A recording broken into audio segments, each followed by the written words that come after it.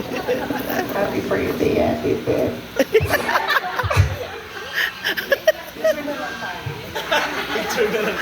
Happy birthday, I love you.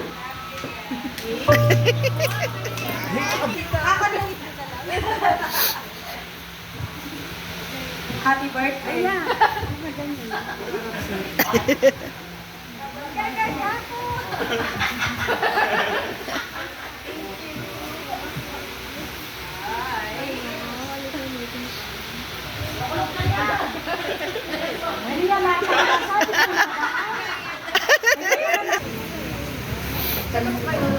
Ben, happy birthday. Palang kupas. Malago pa rin. Wish ko sana maging healthy and long life and gaya ko masabihin, stay beautiful. Walk beautiful pa rin. Kanita po, anyang anak-anak niya pa din. Aga na ako makanita. Then ako, bala mo artista ka, pants kami ako. Ang ganang yan eh. Kaya din, nagupar na kayo ng Ria. So, happy birthday. Then, pasalamat kami kay ni Mugewa yung birthday mo. Yan. Kaya vera ka. Meron ka rin kaya kamasaya ating BM mo. Kaya happy birthday. Yan o. Wala this.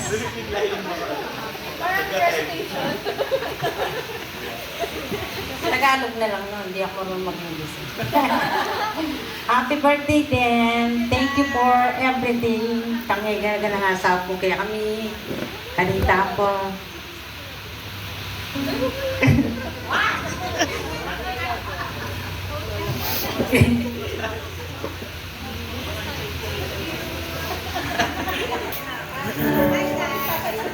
Hi, andyan yung nakalagi nga kaya, Be. Happy birthday. Stay beautiful. Thanks kayong lugod mo kayong pamilya. Sana you're gonna have more birthdays to come to celebrate. Okay, happy birthday. Yeah, happy birthday.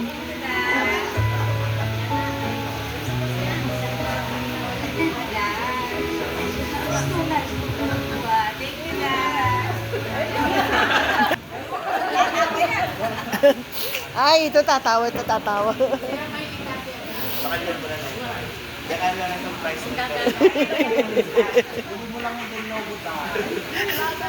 Yan, happy 16th birthday. 16th. Happy 17th. Magbinaga yan.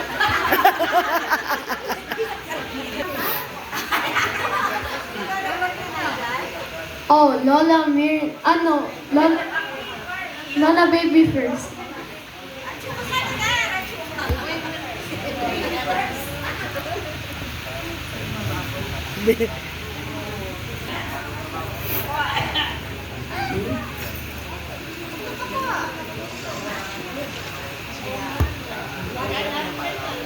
Happy birthday, Ben. Angelica de la Cruz.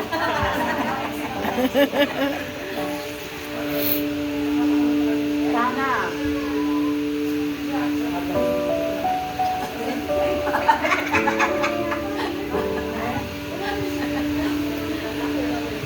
Hindi kahit naman.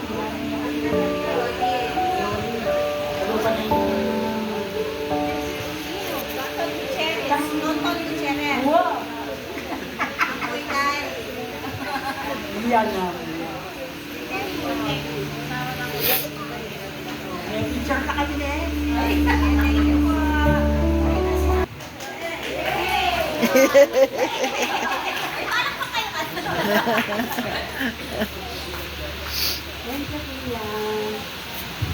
Yan, happy birthday na.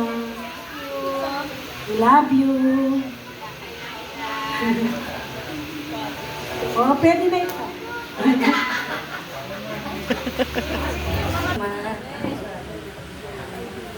Friend na ako pong din since college. Din.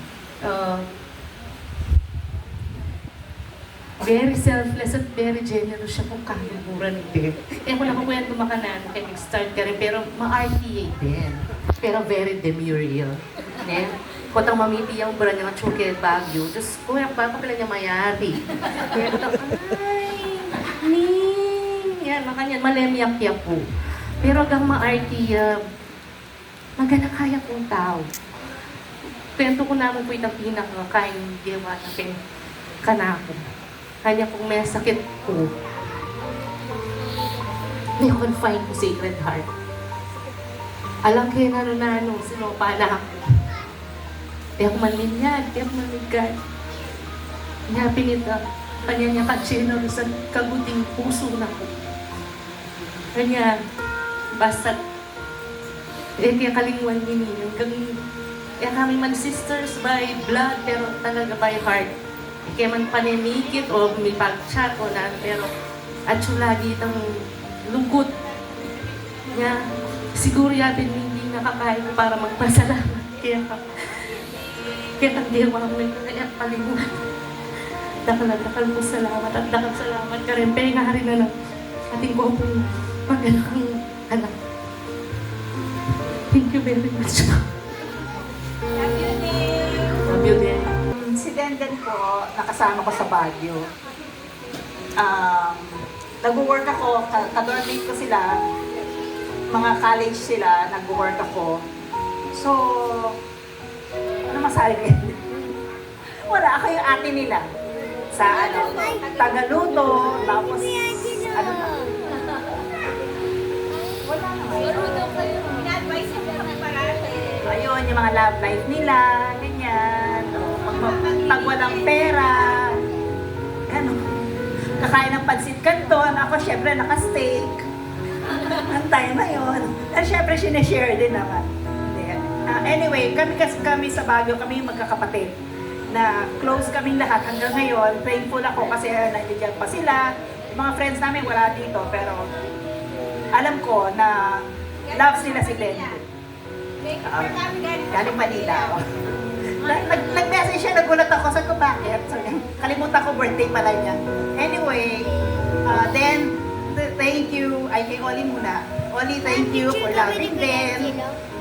Alam mo, before noon, nanliligaw pa lang si Oli. Sabi ko, nako din. Sabi ko, against ako, no? Oli, sorry. Against ako. Then, baka naman mamaya, syempre, si Oli nagtatrabaho na si Denden, tapos naiwan pa siya sa Baguio. Anyway, pinaglaban naman ni Denden, which is tama naman si Denden. And nakita ko naman kung gaano kabait si Oli. So, very thankful ako for Oli for loving them. Saka, ayun, masaya si Denden sa'yo. Yung mga bata, gaganda. Ano naman, si Kian, si Pat, si Lance. Ako pala yung taga-tawagan ni Denden pag may kailangan sa mga bata. At ito na, yung pakisamahan si Lance kasi uuwi ng Baguio. Ha? So, hindi niya alam yung terminal, ha? So, ipag-grab mo na lang. Hindi pwede, ganyan si Denden, masyadong protective sa mga anak. No. Eh, kailangan matuto yung mga bata. Sorry, alam mo naman ako. Kailangan matuto yung mga bata. Hindi, ate, sige, susunduin ko si Lance. Dadaling ko sa terminal. Ayun. Then, ang wish ko lang, 50 ka na, no? Huwag kang papastress, hindi ka naman siguro na-stress. Saka, be happy. Yung age na to, hindi na problema ang pera, hindi na problema. Ang ano ngayon, pasayahan ng buhay. Okay? Saka yung, kung ano man yung dinidesire ng heart mo, sana'y grant ni Lord. Yun lang. Thank you din for being there also for me. Alam ko, kahit ganito ako, loves mo ako. So, I love you too. Okay,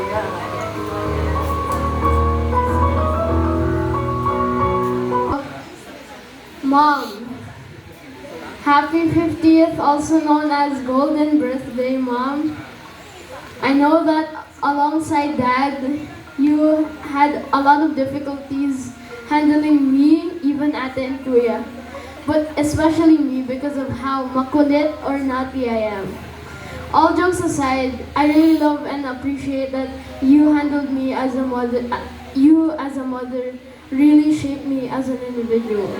You also supported me with so much care, which people like Ate and Lola say it's like I'm too big for it. But I still am the youngest child and probably the favorite. Joke lang. Even if I had difficulties in school, like nobody noticing me, you really helped me overcome them, and I think it's my fault that I get mad at you sometimes, Mom. Sorry. But before I get too emotional here, happy 50th birthday, Mom. Love you, and I wish for more years to come and good health always. Thank you, Mom. Love you, Mom. Thank you, Mom. Alright, so the next person is my brother, Kuya Lance. Hi, Mom. I just want to say thank you to everyone for coming here. I know naman na it means a lot to my mom that you get to celebrate her birthday with her. And yeah, thank you again. So, hi, Mom. Happy 50th birthday. Growing up, I was always known in school as Mama's boy. And until now, I can come to you whenever I'm feeling sad or in need of help, and without a doubt, I know that you will always be there for me, cheering me on whenever I need it the most. Coming into this world, I was very blessed to be part of a family like this, and I'm so grateful to call you my mom. You were the first person to show me love, and you're the first person, along with that, to be my #1 fans. My only wish for you is to be happy and get whatever you want in life, because I know that you deserve it the most. May you stay healthy, happy, and have many more birthdays to come. Happy birthday, and I love you.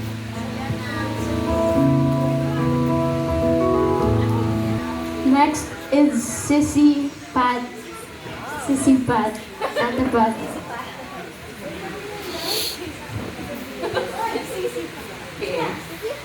Dear Mom, before I start my message, I want to greet you a happy birthday. I hope that today serves as a reminder that you are surrounded by a lot of people that love and look up to you. As many of you know, my mom has a very strong personality. And that's the very reason why I can say I'm a very independent person. She is the most caring and thoughtful person. She helps anyone around her, even if that means she has to go an extra mile. She puts a lot of effort in everything she does, and without a hesitation, she is the person I trust the most. To the strongest woman I know, thank you for shaping me into the woman I am today. Thank you for teaching me how to be strong, how to do things on my own, to love and care for the people around me. Thank you for teaching me how to be kind, even if the world around me treats me otherwise. Without you, I wouldn't be this strong. Thank you for supporting me in all of my dreams and for always checking up on me whenever I'm away from home. You cook me the best meals to make sure I don't miss home as much. Now that I'm much older, sometimes I wish I could stop time and treasure the moments where I can do everything with you. Because as I age, I sometimes forget that our parents are also growing old too.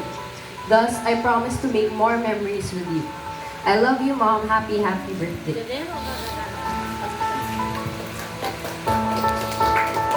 Kian.